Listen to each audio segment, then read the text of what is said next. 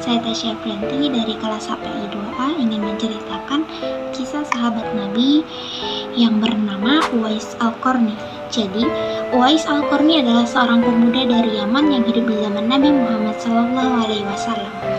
Uwais bukanlah orang yang kaya, melainkan hanya seorang fakir miskin dan yatim yang hanya hidup berdua dengan ibunya yang lumpuh dan buta.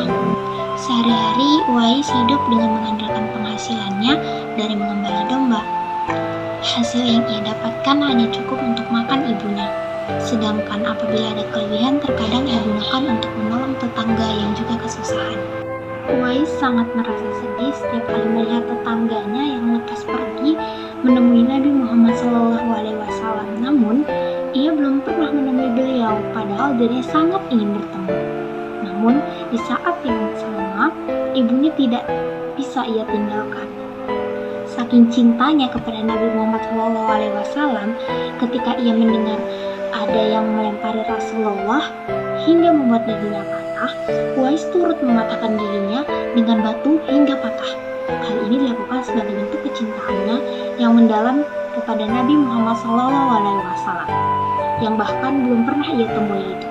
Ia selalu bertanya-tanya, kapankah ia bisa bertemu dan memandangi wajah beliau dari dekat.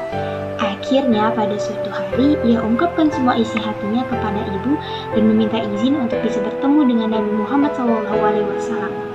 Ibunya pun mengizinkan untuk pergi ke Madinah. Ibunya berpesan kepada anaknya, "Pergilah wahai Uwais, anakku, temuilah Nabi di rumahnya, dan bila telah berjumpa dengan Nabi, segeralah engkau pulang." Dengan hati yang sangat gembira, ia akhirnya tiba di Madinah. Di depan pintu rumah Nabi Muhammad SAW, ia mengetuknya. Setelah pintu dibuka, ternyata yang menyambutnya bukan Rasulullah, melainkan Aisyah. Saat itu Nabi sedang berada dalam peperangan hingga beliau tidak bisa menemuinya. Uwais sangat kecewa. Bahkan ketika sampai di rumah Nabi, ia belum juga menemui beliau. Ia ingin sekali menemui Nabi. Dari medan perang, namun ia teringat dengan pesan ibunya yang menyuruhnya segera pulang ketika sudah bertemu beliau.